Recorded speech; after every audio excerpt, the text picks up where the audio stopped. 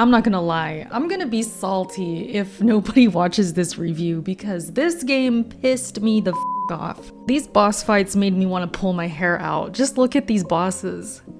Just look at these stupid bosses. Like, they just got me so mad. I'm so mad at this game. But I beat it, I went through it, and there's obviously something good here to get me to complete it. So we're gonna talk about it. Should we start with the good or the bad? I think if an Xbox fanboy beats a game this year, we'll talk about the good first. Fuck, I guess we're talking about the bad. All right, well, let's start with the bad. All right, we got a lot of bad things in this game to talk about. A lot of things that were frustrating me to no end. Okay, first things first. The death screen is a little bit too long in this game. And when you're dying multiple times, you're just wanting to get back in there. Like, put me in, coach, put me back in. Because you want to get back in the groove. You want to stay in the groove. And so when you have these kind of long pauses, it can be even more frustrating. So yeah, death screen is a little bit too long. Another thing, the hitboxes. The hitboxes, they can be a little bit sketchy at times, especially for boss fights. There were certain times where I knew I hit the boss or I was in the middle of a combo or a move and it just whiffed through their body. Like, it just went straight through their body, not doing any damage. So that was also frustrating. And on top of it, just having bosses that were like this, just very overwhelming, and you don't really know what's happening on the screen. There were times I didn't know where my character was because I would get flung across the screen without knowing. And there's just too much going on. This boss right here was probably the worst. There's two of these beast bosses in the second phase, and they're both doing their own thing. So you gotta dodge both of them, try and parry if you can, do all the things to survive. But when you're just getting overwhelmed like this and you don't know where you're at on the screen, it can just be, it can be really frustrating. So there's some bosses in this game that I feel just were not good because of this. The way they look was awesome. I feel like a lot of the actual designs of the bosses and what I was looking at, they looked cool, but these inconsistencies with the hitboxes and just how overwhelming they are just to be overwhelming, it didn't seem like it really made sense at times.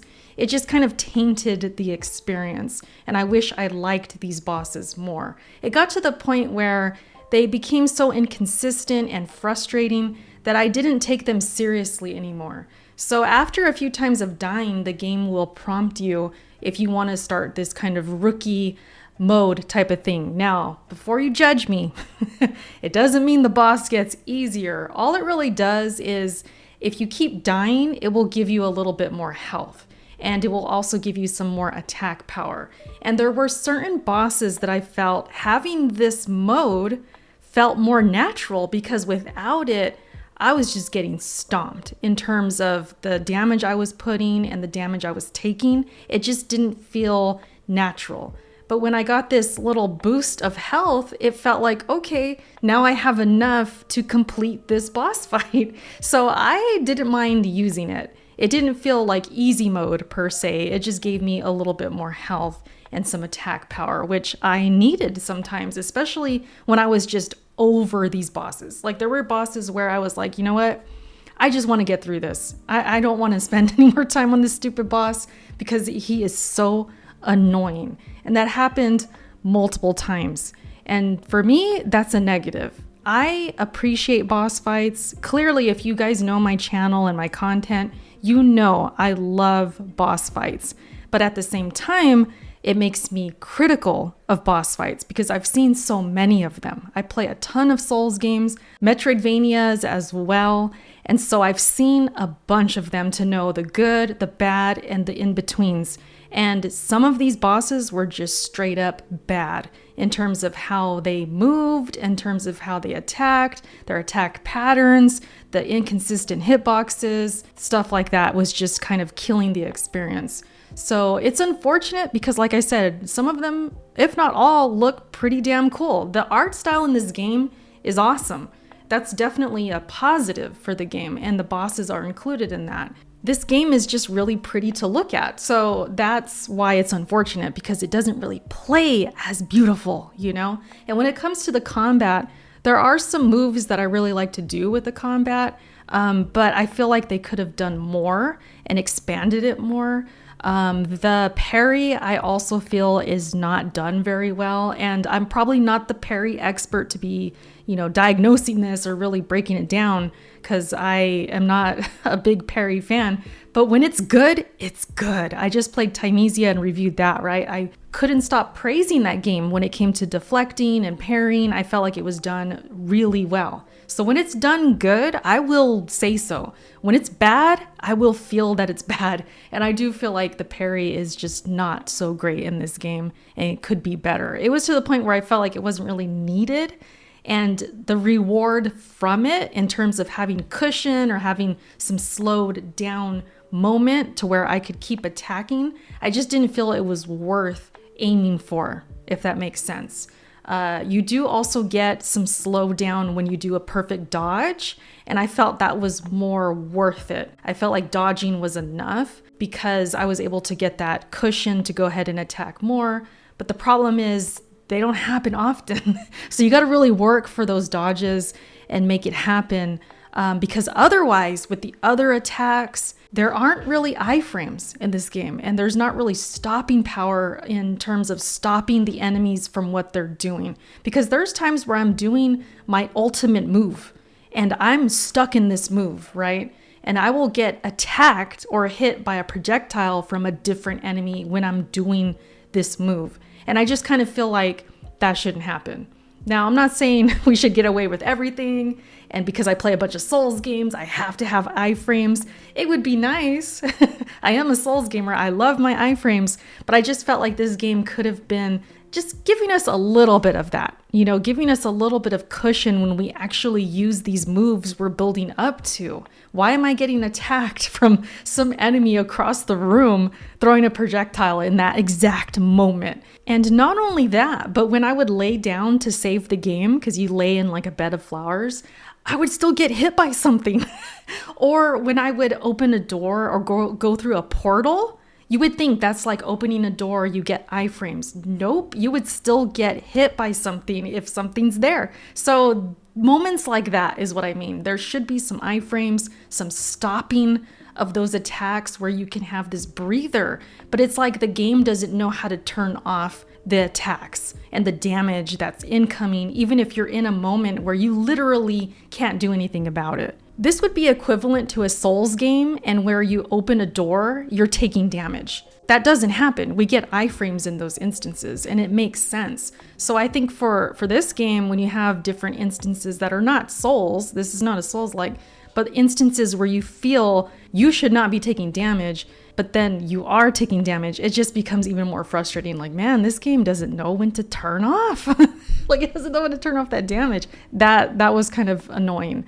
Not a make or break, it's not something where I see it and I'm like, ugh, I'm turning this game off, it sucks. Like, I'm not criticizing it like that, but it does add to the issues in the game, and it just kind of feels like unnecessarily difficult in situations that have no business being difficult, if that makes sense. Other than that, with the combat, it's decent. It's not anything amazing or anything you've never seen before. You do have these kind of power moves that you can do.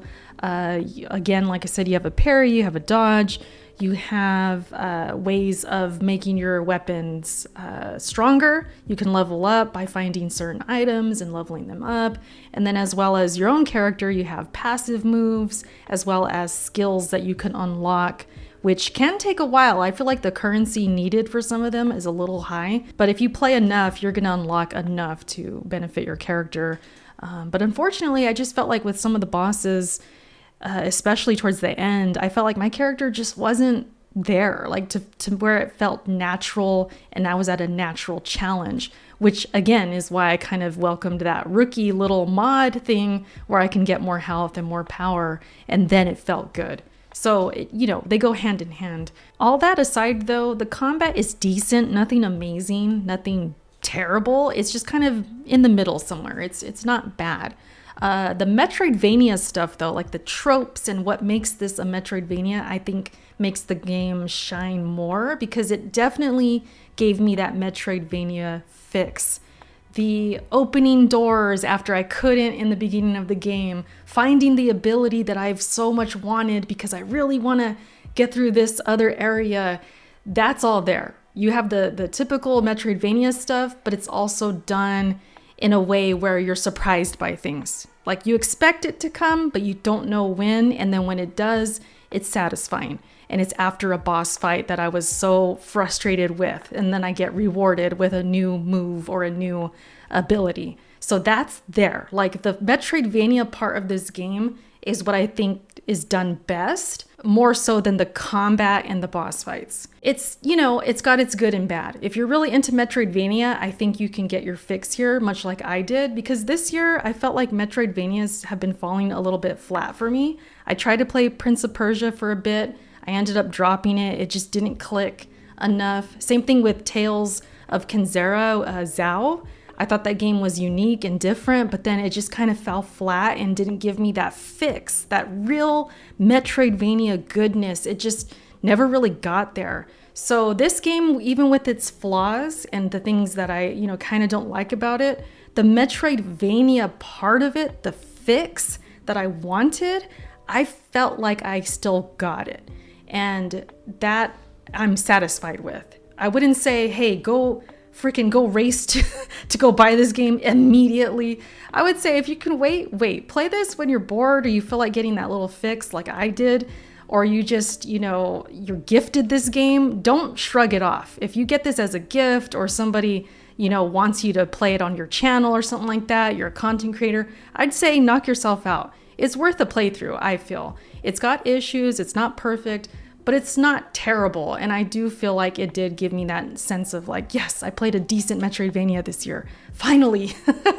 And I still have a couple more to try out, but for now, this is a good start to, just add to the year of good games that I've already been playing. It got me a little pissed off, I was mad at times, but as far as Metroidvania goes, it's decent in that way. Combat could use a little fixer-upper, hitboxes can be fixed a bit more, that death screen, a little bit too long, and these bosses, a little bit frustrating. But overall, it was decent. It was worth a playthrough, I feel. And, take it for what you want. I would say play it when you want. Other than that, man, that's it. I hope you guys enjoyed this review. It's very off the top of the head. I don't have any notes, nothing. I literally just beat it about an hour ago, and this is me just giving you my thoughts. I hope you enjoyed. Thanks for watching, and I'll catch you in my next video. All right, bye.